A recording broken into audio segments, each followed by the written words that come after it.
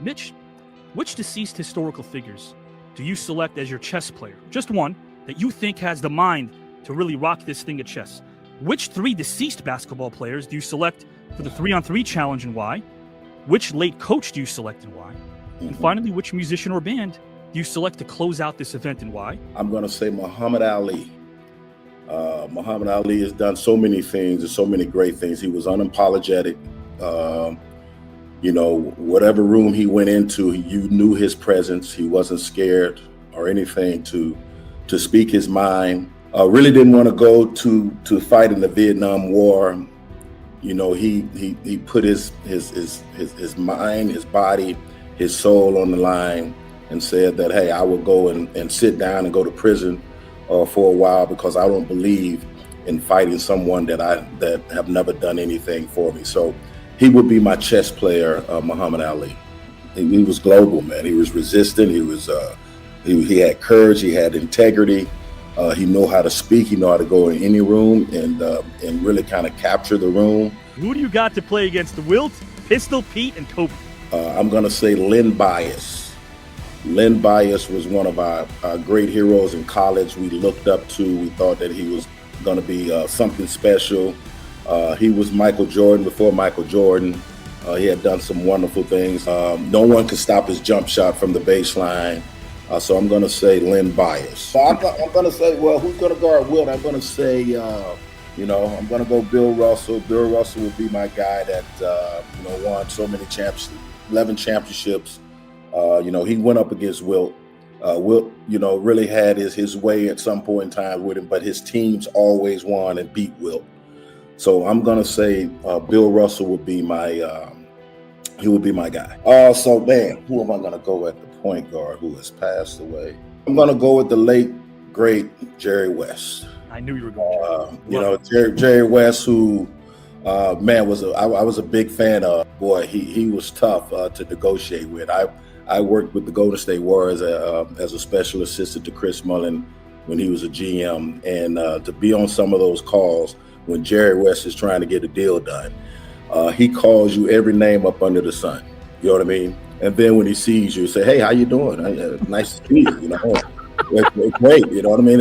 He has short-term memory, no question about it. He always tried to get me to the Lakers, so I had a great relationship with him a lot, and especially spending a lot of time with him in LA. His later career, where we have mutual friends in the Pumps, Dana Pump and David Pump. Sure. So I would go over to Jerry's house at times, and we would meet and have lunch, and so I'll say the late Jerry West. I'm so curious to find out who this great coach is. I would have to say Al Attles, who coached the first championship with the Warriors, Coach Rick Barry. But Al Attles was an inspiration to me. His wife actually went to school with my mother. I didn't know that until I got to Golden State. So she was from Fort Lauderdale, Florida. They went to Dillard High School together, and he was a big motivator and big inspiration to me when I got to the Warriors. You know what I mean? I'm going to say I want Michael Jackson to close out the show. You know what I mean? That's it. I love it. I'm going to go with you. A guy that recently passed, George Foreman. I'm going to roll with him. Yes. Everybody knows George Foreman. Just a real competitor. I mean, he's like another guy that I would look up to outside of Muhammad Ali, that's been through a lot. Yes. When I met him a few years ago, he just still a nice guy. I was like, I meet a lot of celebrities, but meet him because of the George Foreman grill. When you were a kid, that is almost like the first thing you think about whenever you trying to fix things for yourself, put hot dogs and burgers. Who plays against Pistol Pete, Kobe, and of course, guys and gals and pals? Eric Gordon's going to give us his own 3 whenever you're ready, good sir. Okay, the first guard I'll take is the guy who drafted me with the Clippers, Elgin Baylor. Looking back, I thought he was a special player, special scorer, and when I got a chance for him to draft me, it was really good, meeting him and getting to know him. Moses Malone. Oh, man. Okay. A guy who can do it all. I think one of the best centers for sure to ever play. And a nice guy. I mean, yes. guy. I have to go with another guy I'm familiar with, so I'm going to go with a big forward. I'm going to go with Daryl Dawkins. You know, as a kid, you know, all the NBA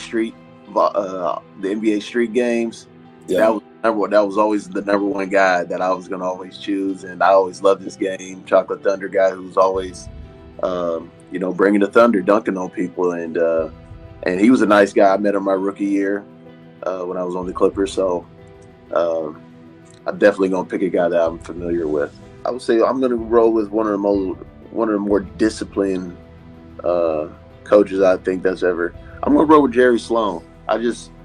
Whenever you win against his teams, you know they're going to compete. Didn't matter who was on the floor. He was a very competitive guy. But to close out this concert, anyone from the world of music, my friend, who gets it done? Mitch took my top pick, Michael Jackson. You know, being an Indiana guy. That's right. That's Indiana. Yeah. But you know what? I'm going to roll with. I'm a big Notorious B.I.G. guy. I mean, I'm heavy on Big. I think he's the best rapper of all time. Him and Tupac, but I'm gonna roll with Biggie. He would be my all-time favorite. That's a good one. That's a good one. I guess the only question I have to ask you guys is, you know, we're becoming friends. Do I get a free ticket to watch this show? Come on, Yeah, you can hook me up, right?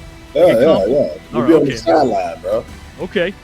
Eric, my friend, it's a philosophical question I have for you and for Mitch Richmond as well. If you are to lean on one over the other, has destiny led you to an important purpose in your life, or have you directly willed it? Well, that's a tough one. I believe in having a destiny. I think you got to have, you know, short-term and long-term goals to get to where you want to go. I wouldn't say I would just willed myself into being an NBA player without the help of a lot of people, you know, different coaches. And my dad was a big advocate for my, you know, me getting to where I wanted to, you know, where I was destined to be, being an NBA player. And I think it's a challenge for me is to just have that competitive nature to grow. You know, I think coaches along the way, and especially my dad, have helped me and propelled me to get to where I'm destined to be. My godfather, Robert Miles, my uncles, and the coaches that I have, like what Eric says, that you have to have good coaching to really kind of get your mind and prepared for whatever that is. They've been there before. I felt like I had some obstacles that I had to overcome. And if I wanted to do those things, I had to have a will to get out of the dirt, to get out of my situation. But that will wasn't just me. It was great role models and inspirations around me that gave me that will to really kind of overcome. I was at a situation where I won everywhere I went until I got to the Sacramento Kings. And I had to find a way how to cope with that when we wasn't winning. You know, 82 games, when every city you go into, they're calling you the doormat. And I had never experienced that before. You know, I didn't comb my hair or shave for a year because I was so depressed and I had never went through anything like that. I have to find a way to kind of get through this tough time. It's just a game, but it's a game I love. And so just play hard. That's all I knew when I first came playing sports. The people saw the hard work that I put in, and I had an opportunity to make it to the Hall of Fame. So it's a little bit of both for me, I think. So I'll have to say. You had the option of paying for one of these to watch this on your screen. Which one of these would you choose and why? Rocky Balboa as a neurosurgeon, Seinfeld as a correctional officer, or Rambo the talk show host? Oh, no doubt about Seinfeld, the correctional officer. No question about it. I would love to see that. I would love to see that. He would get bullied every day.